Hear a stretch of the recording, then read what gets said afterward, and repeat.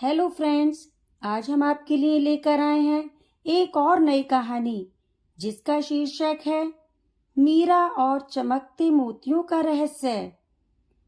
गहरे नीलमणि सागर के भीतर एक ऐसा राज्य था जहाँ की जलपरियां केवल जादू और मंत्रों पर ही नहीं बल्कि ज्ञान और विज्ञान पर भी विश्वास रखती थीं।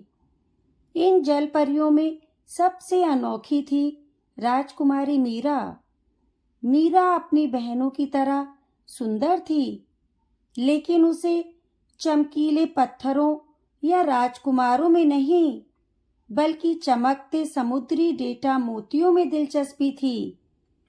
मीरा के राज्य का दिल महान कोरल रीफ था को तारे हों, लेकिन पिछले कुछ दिनों से रीफ की चमक फीकी पड़ रही थी। यह नीलमणि सागर के लिए एक भयानक संकेत था और राजा रानी के राज्य में सबसे पुराने और शक्तिशाली जादूगरों को बुलाया। उन्होंने चमक वापस लाने के लिए सैकड़ों मंत्र और जादुई जड़ी बूटियां इस्तेमाल की, लेकिन कोई फायदा नहीं हुआ। रीफ की उदासी बढ़ती जा रही थी। जब मीरा सामने आई, उसने कहा, पिताजी, जादू काम नहीं कर रहा क्योंकि यह कोई जादुई समस्या नहीं है। मुझे लगता है कि यह एक डेटा समस्या है। मुझे अनुमति दें कि मैं अपने समुद्री डेटा मोती का उपयोग करूं। राजा ने शुरू में संकोच किया, लेकिन कोई और रास्ता ना देखकर उन्होंने मीरा को इजाजत दे दी। मीरा ने तुरंत काम शुरू कर दिया। उसके चमकीले मोती पानी के बहाव, प्रकाश के स्तर और समुद्री जीवों के व्यवहार का सूक्ष्म डेटा रिकॉर्ड करते थे। मीरा ने अपने दोस्त, एक चतुर ऑक्टोपस जिसका नाम ऑक्टो था, उसके साथ मिलकर रीफ के चारों ओर एक डेटा ग्रिड बनाया। अगली सुबह घंटों तक मोतियों के डेटा का विश्लेषण करने के बाद मीरा ने एक पैटर्न पकड़ा। रीफ की चमक एक खास जगह से कम हो रही थी और उस जगह का डेटा एक भयंकर रुकावट दिखा रहा था।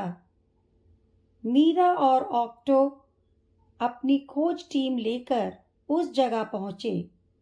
वहां उन्हें सदियों पुराना एक डूबा हुआ जहाज मिला।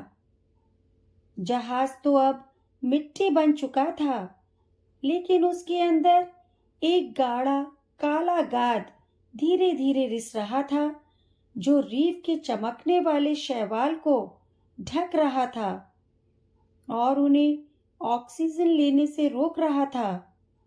यह गाद कोई जादुई जहर नहीं बल्कि पुराना प्रदूषण था। मीरा ने एक शानदार योजना बनाई।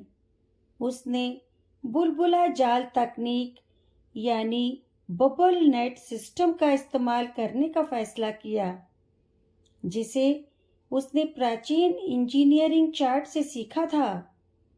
ऑक्टो ने अपने 8 हाथों का उपयोग करके रीफ के चारों ओर विशेष समुद्री पौधों और छोटे पत्थरों की मदद से एक फनल जैसी संरचना बनाई। फिर मीरा ने अपने जादुई मोतियों को सक्रिय करने के बजाय पानी के नीचे के थर्मल वेंट्स से निकलने वाली गर्म हवा का इस्तेमाल किया। उसने हवा के छोटे छोटे नियंत्रित बुलबुले छोड़े, जो धीरे धीरे काले गाद को ऊपर की ओर धकेलने लगे और ऑक्टो के बनाए फनल में जमा हो गए। यह एक धीमी, सावधानी भरी प्रक्रिया थी, लेकिन यह काम कर गई। पूरे नीलमणि सागर के निवासियों ने सांसें रोककर यह अद्भुत नजारा देखा। जब अंतिम गाद फनल में जमा हो गया, तो मीरा ने ऑक्टो की मदद से उसे उठाकर सागर के एक गहरे खाली गर्त में सुरक्षित रूप से सील कर दिया। जैसे ही गाद हटा, सूर्य की रोशनी फिर से रीफ के शैवाल तक पहुंची। पल भर में फीकी पड़ चुकी कोरल रीफ ने अपनी खोई हुई चमक वापस पा ली। रीफ एक बार फिर इंद्रधनुषी रंगों में झिलमिलाने लगी, पहले से भी ज्यादा चमकदार। राज्य में जश्न मनाया गया। राजा ने मीरा को गले लगाया और घोषणा की। मीरा ने साबित कर दिया कि सबसे बड़ा जादू मंत्रों में नहीं, बल्कि बुद्धिमत्ता, कड़ी मेहनत और प्रकृति को समझने में होता है। हमारे चमकते मोती अब से डेटा और ज्ञान का प्रतीक होंगे। मीरा ने मुस्कुराते हुए कहा, सागर सिर्फ जादू से नहीं चलता पिताजी, यह नियमों और संतुलन से चलता है।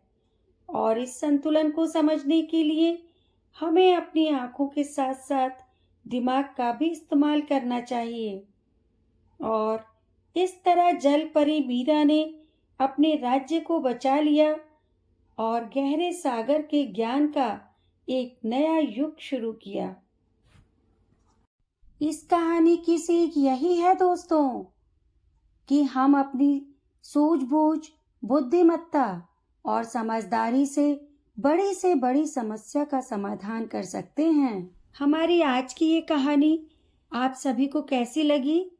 कमेंट बॉक्स में कमेंट करके ज़रूर बताइएगा और चैनल को लाइक और सब्सक्राइब करना